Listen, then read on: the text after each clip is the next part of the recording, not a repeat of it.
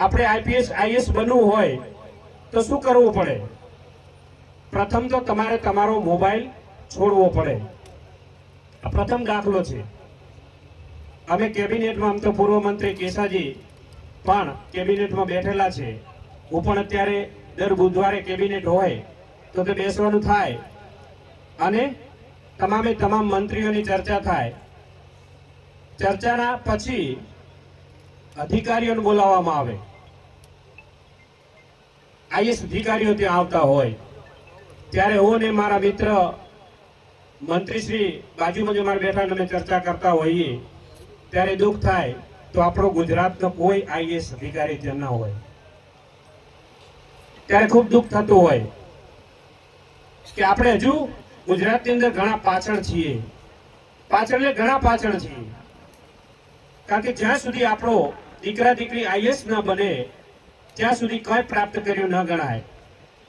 અને એ પ્રાપ્ત કરવું હોય તો આપણે શિક્ષણને અપનાવવું પડે, શિક્ષણને આગળ વધારવું પડે અને મોબાઈલનો અંત કરવો પડે. જેને પણ આઈએસ બનવાની ઈચ્છા હોય તો અત્યારથી જ મોબાઈલને સ્ટોપ કરી દેજો. આવી જ રીતે અમે બધાએ એક દિવસ બધાએ મિત્રો બેઠા હતા અને બીજી સમાજના પણ લોકો હતા અને વાત નીકળી રીલ્સની. તો પ્રથમ નંબર કોનો કે આવે રીલ્સની અંદર? ઠાકોર સમાજ. રીલ્સ ઉતારવામાં, જોવામાં,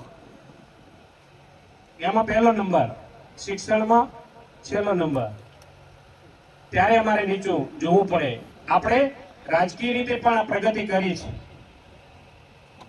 રાજકીય એક જ પ્રગતિ કરશું તો મેળ નહીં આવે, પણ શિક્ષણમાં પણ પ્રગતિ કરશું તો જ આપણે આગળ સમાજને કંઈક આપી શકીશું. રાજકારણ આપણા માથા વધારે છે એટલે આપણે બધું મેળવી લઈએ છીએ. તમામ સમાજ પણ આપણી સાથે વિશ્વાસ કરી અને સમાજ સાથે રહે છે. તમામ સમાજના સાથ સહકારથી આપણે રાજકારણ કરીએ છીએ. પણ એની સાથે શિક્ષણની વ્યવસ્થા અવશ્ય કરવી જોઈએ. અમારું સપનું છે કે અમે આગળ બેઠા હોય અને આઈએસ આઈપીએસ સ્ટેજ ઉપર બેઠા હોય ને એમનું સ્વાગત થતું હોય ત્યારે મનને શાંતિ થાય. અલ્પેશભાઈ પણ સપનું જોયું છે. શરૂઆત કરી છે, મહેનત કરી. આપણે 15 વર્ષ ગુજરાત ક્ષત્રિય ઠાકોર સેનાનું સંગઠન ચલાવી અને શરૂઆત કરી છે. ગાંધીનગરની અંદર આપણે સરકાર પાસે જમીન પણ લીધી છે. એ થોડો સમય થશે સંકુલ બનાવતા, પણ સૌનો સાથ, સૌનો વિકાસ. આપણે સૌ સાથે રહેશું તો પણ એ મંજિલ દૂર નથી કે આપણા સમાજમાંથી આઈપીએસ આઈએસ ન બની શકે.